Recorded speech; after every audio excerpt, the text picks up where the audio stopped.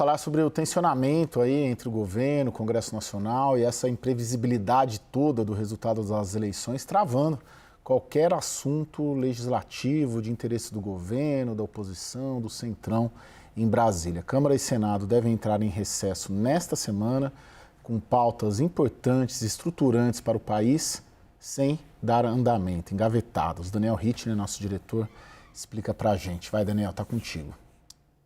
Vamos lá, Caio. A gente preparou uma arte aqui com os principais projetos, PECs, projetos de lei que estão tramitando no Congresso Nacional, mas acabaram praticamente travados, parados e sem perspectiva de votação antes do recesso, mas talvez até neste ano. Na Câmara, os dois principais pontos são a regulação da inteligência artificial, um projeto que está dominando as discussões no mundo, e a regulação econômica, não de conteúdo, das Big Techs. Acabou de ter um relatório aprovado, mas não vai ter o projeto pautado em plenário na Câmara. No Senado, discussões um pouco mais maduras. A maioria, todas elas, na verdade, essas 4, já passaram pela Câmara, mas travaram no Senado. PEC, com o fim da escala 6x1 e redução da jornada semanal de trabalho, a PEC da segurança pública, o projeto de lei sobre minerais críticos e estratégicos, que não tem relator designado, e o REDATA, que é um programa de incentivos para data centers, que colocaria o Brasil na rota de investimentos desse novo segmento da economia. Todos esses projetos, repito, sem nenhuma perspectiva de andamento antes das eleições, talvez até para o ano. Cristiano, e aí, vamos esmiuçar, por que está travado e do que depende para destravar?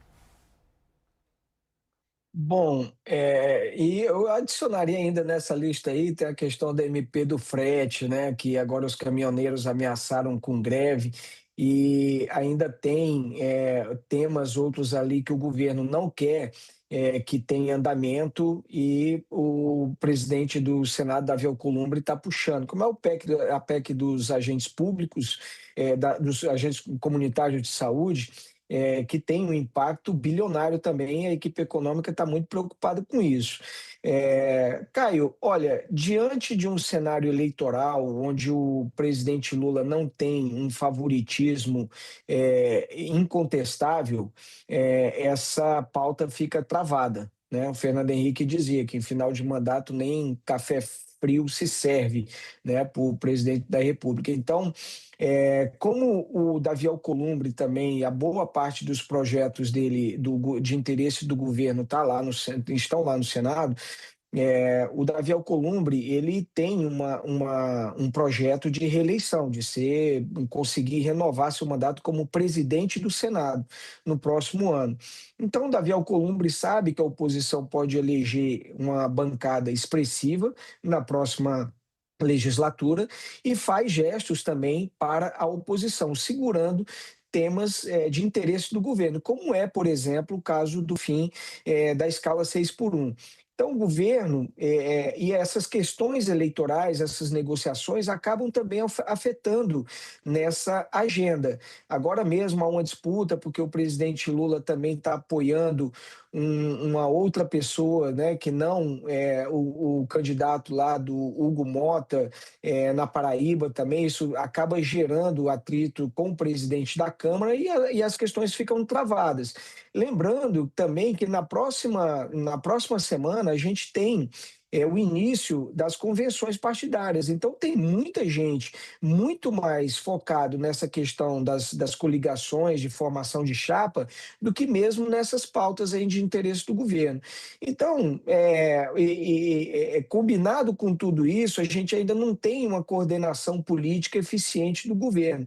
Lembrando que, inclusive no Senado, o líder do governo, Jacques Wagner, teve que ser substituído também por questões ali envolvendo o Banco Master, e isso agrega, né, mais um ingrediente, vamos dizer assim, de dificuldade de articulação política para o governo. E tem orçamento aí nisso tudo, né, Thaís? O orçamento não vai ser votado, né, pela lei para o recesso sair, para o o Congresso sair de recesso para valer, tem que aprovar o projeto de lei de diretrizes orçamentárias, e daí em agosto o governo, depois de aprovado a LDO, o governo apresenta o orçamento para até o final do ano aprovar o orçamento do ano seguinte. O que a gente tem visto nos últimos anos, e que é um reflexo perfeito desse descolamento entre Poder Executivo e o Congresso Nacional e da independência que o Congresso ganha do Poder Executivo, é que não importa mais votar ou não a LDO. Agora, esse ano, o orçamento foi aprovado com o ano já em curso. Ano passado, a mesma coisa. Então, não faz mais diferença. Então, assim, a gente fica aqui discutindo política fiscal, os projetos que vão ter impacto na arrecadação dos agentes públicos, projeto, por exemplo, outra coisa que está travada, que a gente não sabe se vai andar ou não, que é a renegociação do agro, que tem a bancada mais forte no Congresso Nacional e que está tentando, de alguma forma, reverter isso com alguma negociação. Então, fica óbvio que a premissa da discussão é uma premissa de quem tem capital político e do momento. Porque se faz bem, se faz mal, se ajuda a melhorar a gestão do país, isso não é problema nosso. O Congresso Nacional está do tipo, escuta, me chama para outra festa, porque para essa que tem que gerir o Brasil, de acordo com as regras minimamente sensatas, para essa festa ninguém vai. Me encontra em novembro, né? Depois da eleição. Exato. Depois de novembro a gente conversa. Daniel, vamos pensar só uma, principalmente todas são relevantes, mas principalmente a 6x1, né? Que é uma que interessa muito o nosso público e o governo pressionando, tentando. Agora, inclusive, tem uma informação de que o Partido dos Trabalhadores vai começar uma campanha em rede social, aprova Senado, justamente para pressionar o Davi Alcolumbre. Qual que é a situação dessa PEC do 6x1 que o Hugo Mota deu de presente para o Lula, mas o Davi Alcolumbre segurou? Essa PEC, Caio, independentemente da gente gostar ou não, vamos analisar os fatos. Ela é vítima da falta completa de interlocução entre o presidente da República e o presidente do Senado. Quando ela passou como um trator ali pela Câmara, porque estava um jogo muito combinado entre governo e Hugo Mota, o Hugo Mota tinha muito interesse nessa PEC, criou-se uma impressão de que o Senado também ia analisar com relativa rapidez. Davi Alcolumbre deu vários sinais de que queria uma conversa com Lula.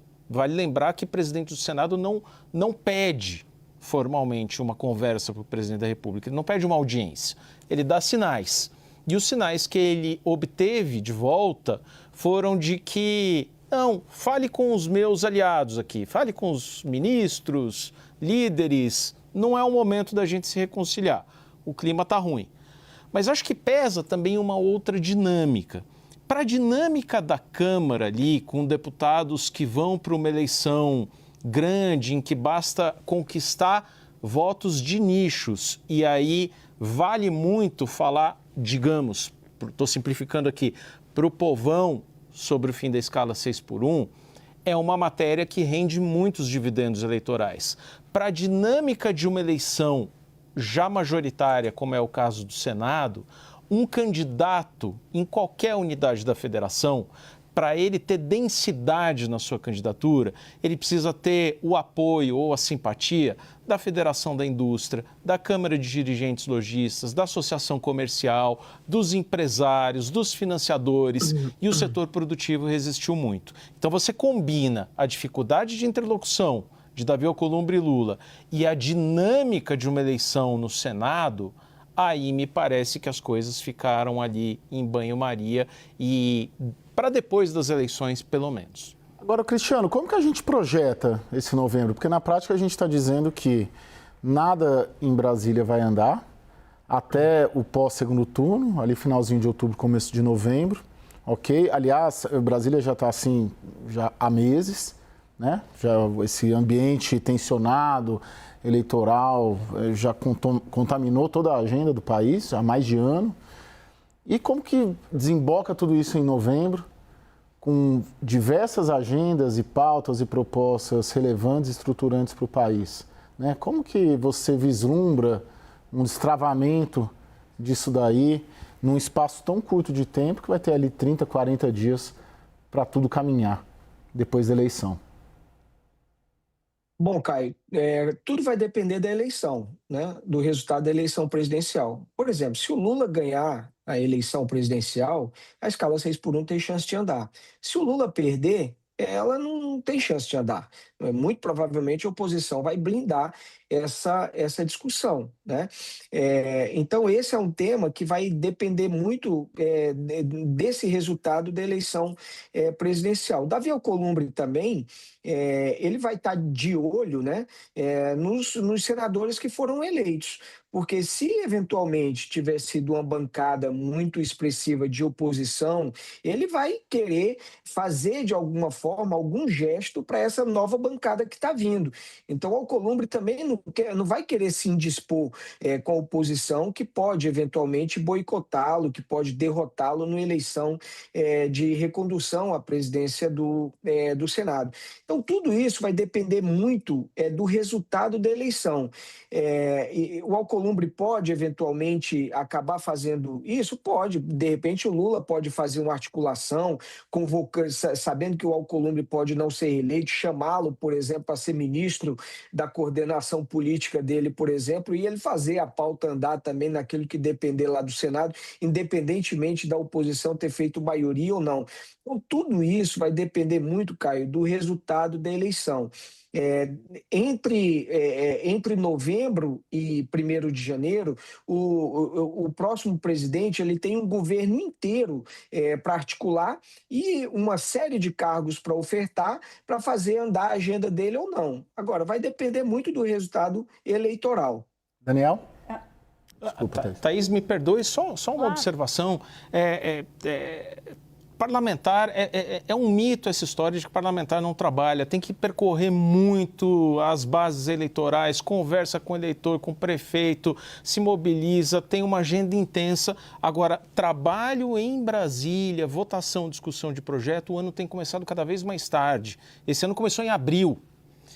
E a Thaís mencionava a LDO. A LDO é para ser aprovada, marca a saída para o recesso. A LDO tem sido cada vez aprovada mais tarde, emendando com a lei orçamentária anual, virou tudo um grande bololô.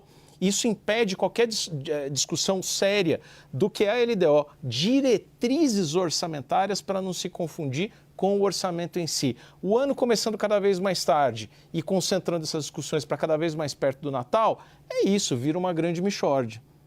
Eu queria só ressaltar essa história da importância da eleição do Senado, né? A gente vem tratando bastante isso aqui, que o novo Senado vai determinar qual vai ser a agenda política de Brasília, enfim, com o Supremo Tribunal Federal. Quantos de nós já não está ouvindo, vocês ainda mais, porque estão mais ligados à política, que os senadores os candidatos ao Senado estão sendo perguntados, vai aprovar o impeachment de ministro do STF? Então, nós estamos dando o exemplo de uma pauta, mas o ambiente, e esse é um ambiente que pode ser ruim para o Lula num segundo turno, é de um Senado que vai eleger o próximo comando do Senado e que vai determinar também a pauta durante o segundo turno. Ele pode também ser um novo Senado que determina a pauta do segundo turno, por exemplo, se o STF vai estar ou não nessa discussão nas campanhas eleitorais e que tipo de STF é aquele que está em conluio com o presidente Lula para a derrubada da oposição. Então, tem vários fatores aí que eu acho que são até relativamente novos nessa nova relação dos poderes em Brasília. O STF... Ele não está nem sendo chamado para o processo eleitoral, não, ele está se colocando. Ele está se colocando. Ele está se apresentando para o jogo, né? Tá o que a gente viu hoje, que a gente viu a semana passada.